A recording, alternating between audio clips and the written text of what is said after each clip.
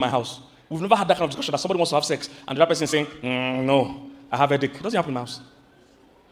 Never had the discussion about it. Every day is available. Every time, as many times as required. And my wife says it this way, that there are different kinds of sex. There's dutiful sex and there's beautiful sex. Beautiful sex when both of us are in the mood. Dutiful sex is when one person is serving the other. I'm not in the mood, but you are in the mood, I will serve you. I'm called to serve. And with a great attitude, you don't, oh yeah, how do, Joe? Every day you die disturbing somebody in one. That's not what I'm talking about. Or like Pastor Andrew says, it's not the cockroach approach. I'll be using that now. It's not, I say they can't understand a woman. You're just not interested. I've seen people that are heavy ITs, but you can understand all those jargons for IT, all those jargons on computer. You can understand the car. Even pilots that can understand all those things they have on the plane. And they say you can't understand a woman. A woman is very simple, the simplest being in this world, if you know how they operate. But you've not read any book, you see. You've read many engineering books. That's why you understand those complex machines. Are you catching what I'm saying? Talk. Women like to talk. Like I told, there's a book, How to Make Love to a Woman Without Touching. If you're a man, if you don't have it, you're already committing the offense I'm talking about. If a woman, buy it for him. He's stubborn. Buy it for him. She falls in love with words. A woman is moved by what she hears. A man is moved by what he sees. So you must know how to communicate, how to express yourself emotionally. Intentional.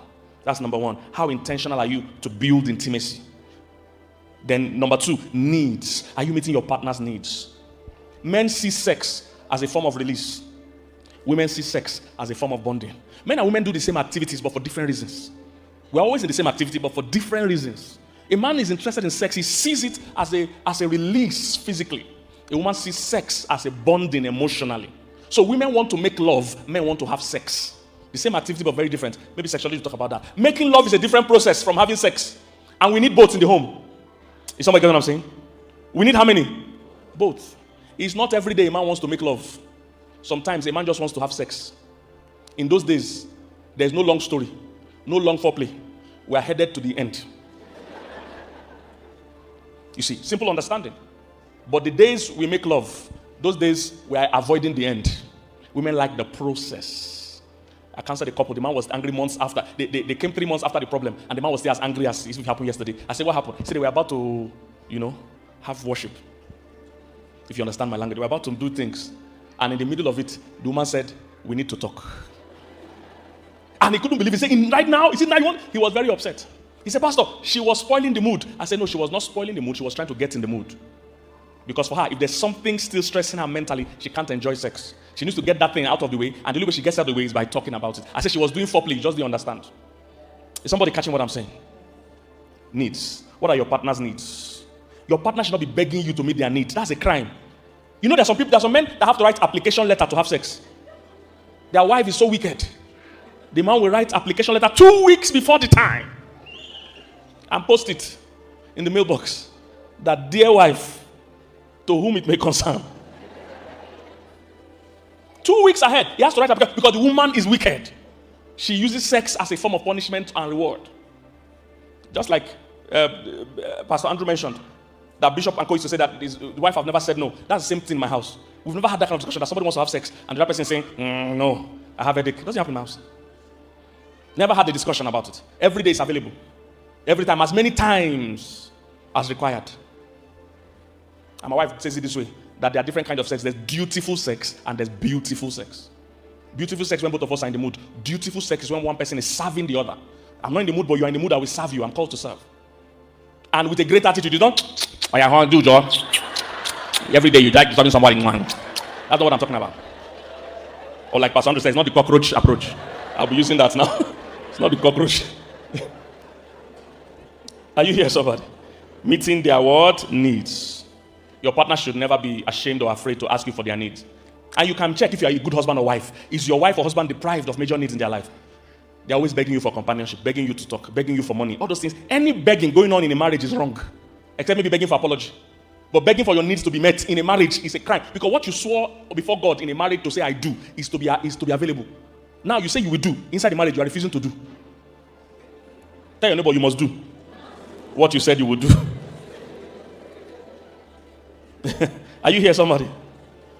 So any begging, except for apology, any begging going on in a home, it's wrong. It's wrong.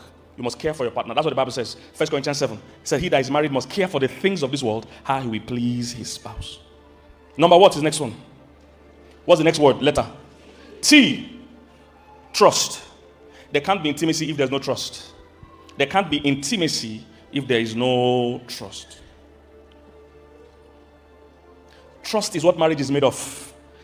Trust is the reliability, the dependability. I see some couples say the reason why I'm hiding my money, I don't want my wife or husband to see my money, is that I don't trust them. I'm trying to keep my money safe. You see, something is wrong with us as human beings. You are keeping your money in a safe, but you're putting your life in their hand. You don't trust them with your money, but you trust them with your life. I hope you know that the person that can kill you the easiest in this life is your spouse. I hope you know. They can just close your head when you're sleeping in the pillow. Or poison your tea. You don't trust them with your money, but you trust them with your life. Something is wrong with you. Those days when thieves robbers used to steal, they say your money or your life. The assumption is that you value your life. But many people, they value their money. They say, take my life, keep my money in a safe. And like Jesus said, oh, you fool, when you die, whose shall these things be that you have kept in the safe when you die? The person that can kill you the easiest is your partner. I watch crime channels from US a lot. The real ones, not the acted ones, the real life crime channel. I've watched it so much right now, I feel like a police detective. If somebody die anywhere, just call me, I'll come and investigate. I know how to catch the person. Because I've watched it a lot. And every time a married person dies, I know the routine. As those detectives get there, they say, oh, sorry, madam, or your husband is dead, we are so sorry, and all that. And they say where were you by 2 p.m. today? The person that's crying, they say, where were you by 2 p.m. today? Sorry to be asking you, where were you? You're in the office. Can they confirm? It's 20 minutes from the death of your partner. You are the number one suspect. And a lot of times, truly, that person is involved. So your partner is the fastest person that can kill you. So you say, I don't trust them with my money, and you're hiding your money. Something is wrong with you. Okay, let's say you don't even like yourself. You can't trust them with your money, but you're trusting them with your children. Something is wrong with you. They can eat your children or kill your children, but this money, they must not touch it. The person you can't give your money, you carry your 3 children, you claim you love and give, and hide your money. Something is wrong with you. Trust is important. If you don't trust the person with your money, don't even marry them. You shouldn't trust them with your life. Is somebody catching what I'm saying? One woman ran out of the bathroom with soap on her body in the middle of her bath. They say, what happened? Everyone was shocked. Any problem? She said, yes. She left her wardrobe open and her husband is in the room. She came out in the middle with soap to come and quickly lock the wardrobe because her money is there. Something is wrong somewhere. Trust is crucial. And you build trust by transparency, by integrity, and with time. You build trust by keeping your word. All this hiding phone, you are married and you have password that your partner is not aware of. Your phone is passworded. You now password the password. And somewhere in people's mind, they think they are so brilliant. From when you are hiding something, you're already charged, you're guilty. I don't know if you get what I'm saying. Sometimes you can't see. From the day you say we can't see your phone, you're already sentenced. You are guilty. Because the Bible said they were both naked, the man and his wife, and they were not ashamed. That means they had nothing to hide.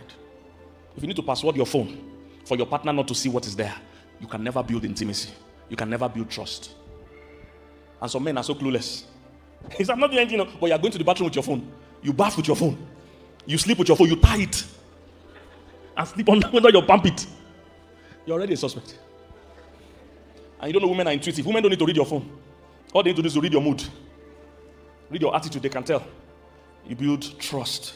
There must be trust for there to be intimacy. You must be able to totally be open with this person and not be ashamed. Next word. What was next letter? I can't hear you. I. Interest. You build intimacy by both being interested in each other's interests. If your husband likes football, your job is not to distract him from liking football. Your job is to like football with him. That's how to build intimacy. Many women think it's their job to fight the man's interest. Say, you like football too much. I actually cancelled a couple that the woman broke the man's TV because he watches football too much. She doesn't know her job. Your job is to be a part of his interest. That's how you build intimacy. He loves football. Go and buy your own jersey. Put Madame 01 behind. And join him to support Arsenal. Are you here, somebody? Watch with him. And the good thing about you as a woman, you can multitask. So you don't have to watch the whole match. You can be playing with your phone or doing something and just be watching clips. Goal! Say, who scored? Gabriel. Oh, great. He's our player, right? Yes, oh, great. But be interested. Don't compete with his interest. Be a part of his interest. Is somebody getting what I'm saying? Don't fight it. If you both leave each other, naturally you will drift apart. This is what happens to many couples. They are married, but they have no shared activity. Nothing they both do together because they are waiting for it to happen naturally. It will never happen. Your interests will always be opposite. You must be intentional about being interested. What are you always watching? Let me watch with you. Okay, explain to me who is who. Who is this? There are some men that have a big screen TV at home, but they still go to a viewing center to watch football. Because the person they are with at home doesn't know offside, doesn't know referee, doesn't know anything. He said, let me go. Is somebody getting what I'm saying? Each other's interest. What's the last letter? M. Managing your emotions. Managing your what? Emotions. I found out many crises in marriage is not based on your partner, it's based on how you manage your emotions. It's not about what they did to you. It's not my partner made me do it. No, your response is your responsibility. You must choose how you react. Many people are fighting all the time, not because of what their partner did, but because they can't manage their emotions. You must learn how to manage your emotions. And the beauty of it is that your emotions can be managed. Are you here, somebody? I don't have time to go into how you manage your emotions, but your emotions can be managed. There is a right time to address certain issues. The reason I'm saying is that if you are always having conflict, the desire to be together will continue to wane and die. And both of you will start avoiding each other. Like my friend says, you will move from soulmates to role mates, to roommates, and to cellmates. Did you get it?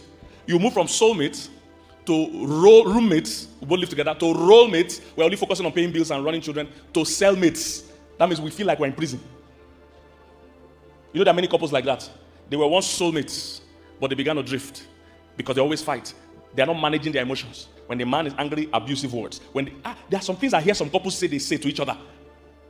As in, some people insult the husband and his mother. Some insult the wife and her father. When you continue hitting each other like that, you'll be drifting apart. You will no longer see your partner as somebody to stay with. Most marriages don't die overnight. They die over time. Because you refuse to manage your emotion. Every day is not a day to argue or to quarrel. Every day you want to stretch something, debate something, sort something out. There are some things you must let go and overlook to a later date. Is somebody getting what I'm saying? Manage your what? Emotions. If you're going to have intimacy, you can't argue every day. You must overlook. One of the ways you manage your emotions is by gaining perspective. Gaining what? Perspective. That means sometimes you need to understand why your partner is acting the way they act. Where are they coming from? Why are they acting this way? If you gain perspective, you can handle it.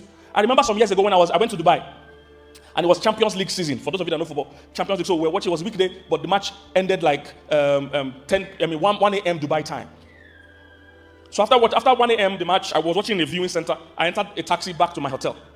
On my way, as I entered the taxi, I like sitting in front, so I sat in front with the taxi driver, and the guy was chewing gum. This is the most irritating gum chewing you ever see in your life. And he was shaking his head. I thought he would soon stop. I said, no, he can't do this.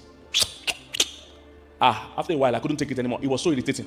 I blasted out. I said, how can you? This is such unethical behavior, unprofessional behavior. I was giving him my relationship coaching and professional coaching, that you cannot carry a client, a paying customer, and be doing such irritating. I was going on and on.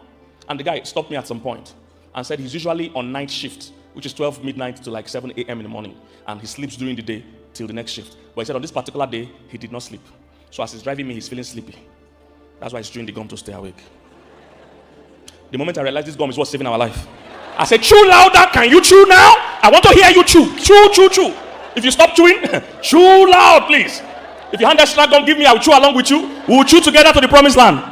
Nobody's going to die here today.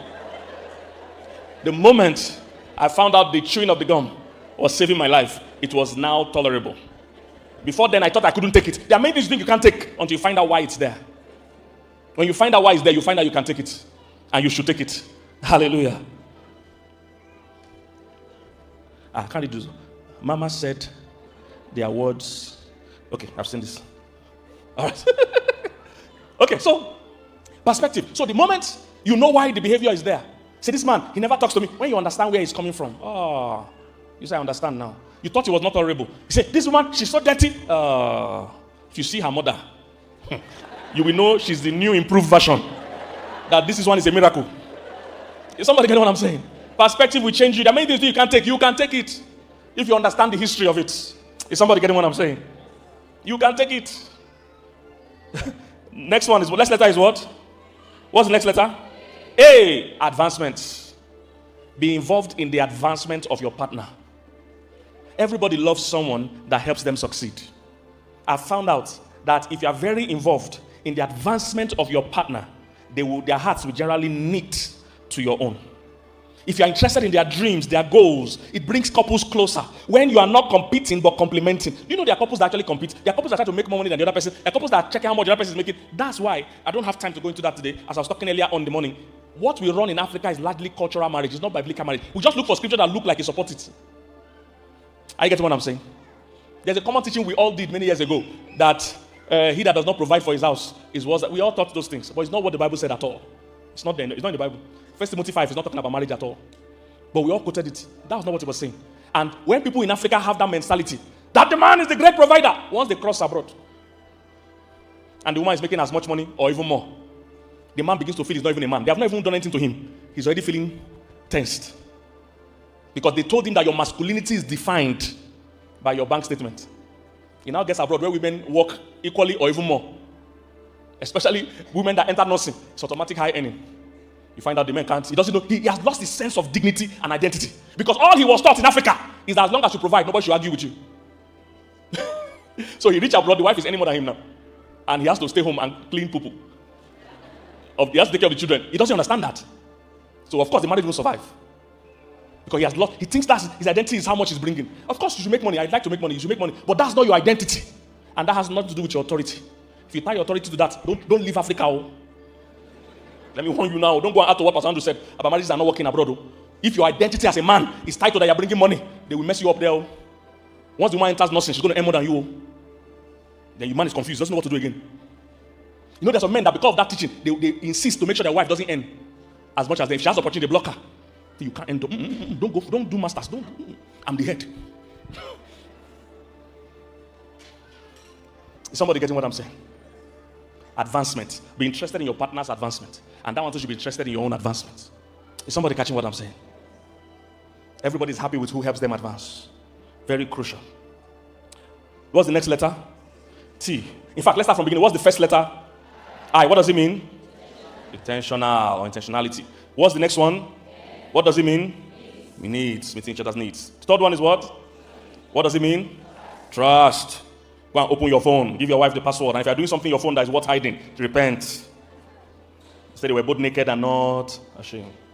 What's the next one? I. What does it mean?